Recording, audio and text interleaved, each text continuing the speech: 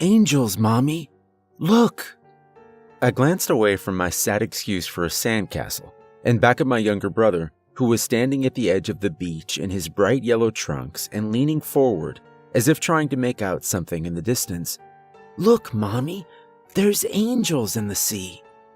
Our mom's initial reaction was that of any exhausted parent. She glanced up from her book to ensure that Nathan hadn't wandered too far off and said something along the lines of, "That's nice, dear. Just stay where I can see you," before returning to her reading. I was about to go back to working on the moat around my pitiful fortress when I noticed a pair of boys that were closer to my age staring off into the sea as well. One of them looked awestruck by whatever they were gawking at, while the other clung timidly to his friend's side. "Dad, get the camera!" exclaimed the bolder of the two, jogging over to the rotund man sunbathing nearby and shaking him awake.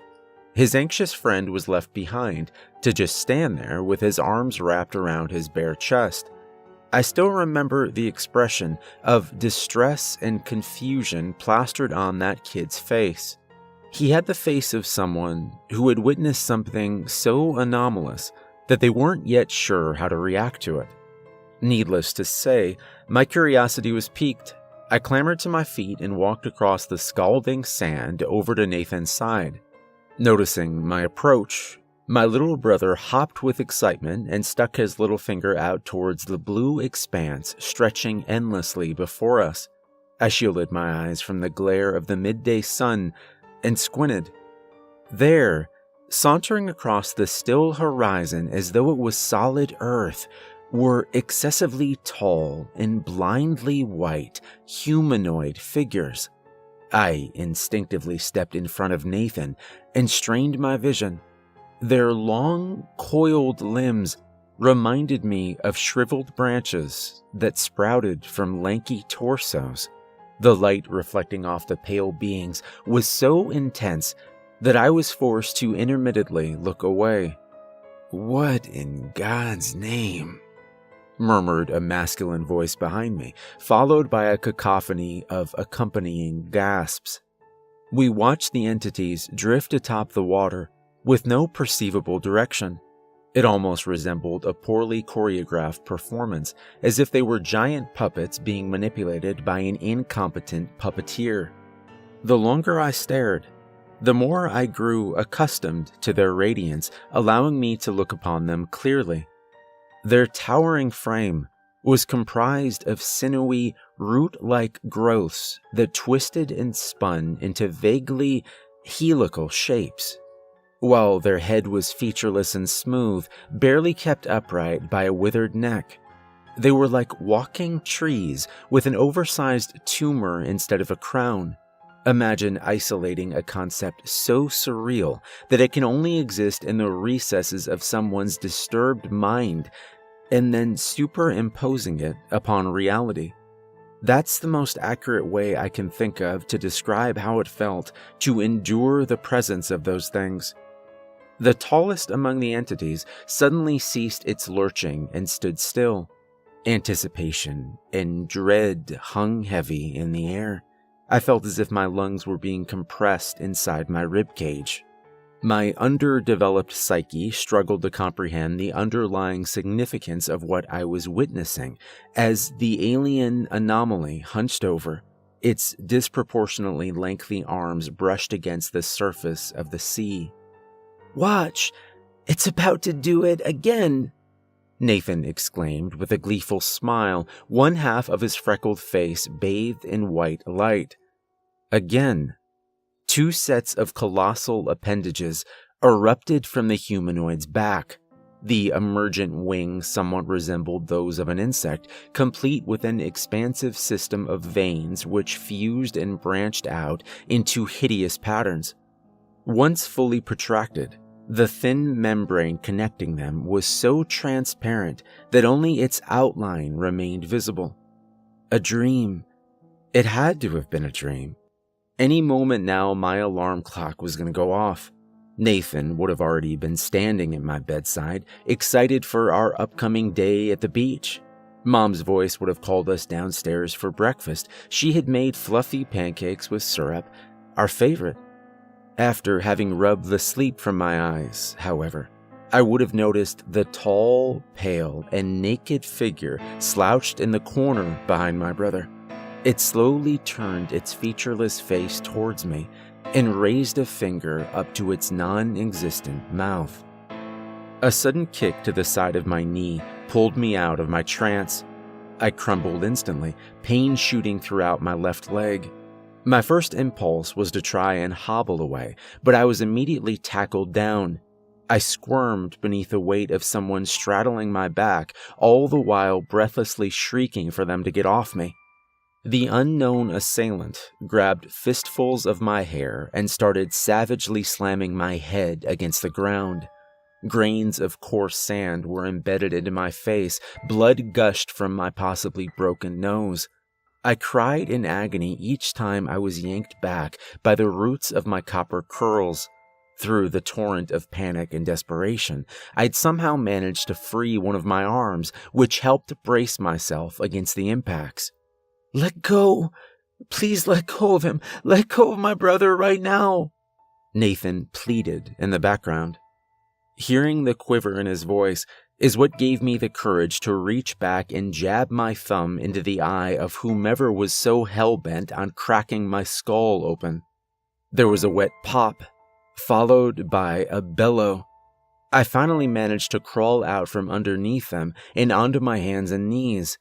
Looking over my shoulder, I saw none other than the timid boy from before writhing on the ground behind me. He was clutching the right side of his face as crimson fluid streamed down his cheek. Nathan knelt in front of me, his big brown eyes filled with tears. "Where's Mom?" was the first thing I asked. His lips trembled. She was technically right where we'd left her, occupying her favorite lounge chair with her book laid open in her lap. It could have been an assuring sight if it wasn't for the umbrella pole protruding from her chest. The metal rod had been driven through her with such tremendous force that its tapered, bloody point was poking out the other end, straight through the colorful canvas, effectively impaling her. Her head lolled at an angle, her face hauntingly and utterly vacant. The woman who had been our sole caretaker throughout our short lives was gone, leaving us stranded in the middle of a world that no longer made sense. A pocket universe where only madness reigned, its rule enforced by those deceptively ethereal monsters, looming like sacred pillars over a deathly quiet sea. We saw husbands reduce their own wives to gory pulps, young couples claw at each other like frenzied animals, children scoop up and play with the entrails of their disemboweled parents, who were still alive and laughing. They were laughing. They were all laughing. Laughing and laughing and crying and laughing some more. So we laughed too. We got swept up in the whirlwind of insanity. Laughter simmered in the back of our throats like bile until we couldn't hold it down anymore. God knows I tried, but I couldn't. There were spectacles of glorious violence transpiring all around us, dyeing the sand beneath our feet red. Nathan found it particularly funny how that one guy's head exploded like a watermelon after it got bashed with an oar.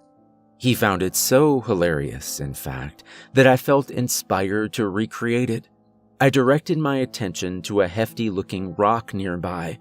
With some help, I managed to pick up and carry the heavy object over to the poor boy whose eye I'd just gouged out. He still lay there, a painful grin etched across an otherwise docile expression. His raspy cackles were becoming increasingly strained.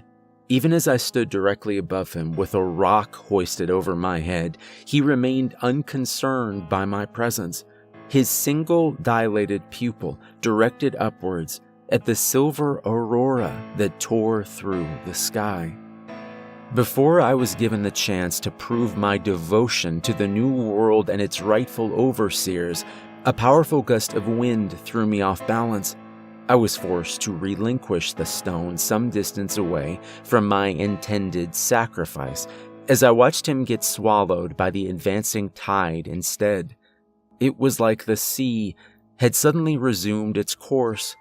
Warm blood flowing freely down my lips and chin, I spread my arms in reverence of our gracious gods. I wanted to bask in their brilliance one final time, overjoyed as I awaited for my vessel to be purified by the scorching light of their impending approach. "Jake, you know your brother can't swim. Bring him back here right now or we're leaving." Nathan groaned and pouted, but even he knew better than to press Mom when she had that look on. He let go of my wrist and made a point of stomping his way back to the shore. I inhaled through unimpaired nostrils, closed my eyes, and listened to the seagulls.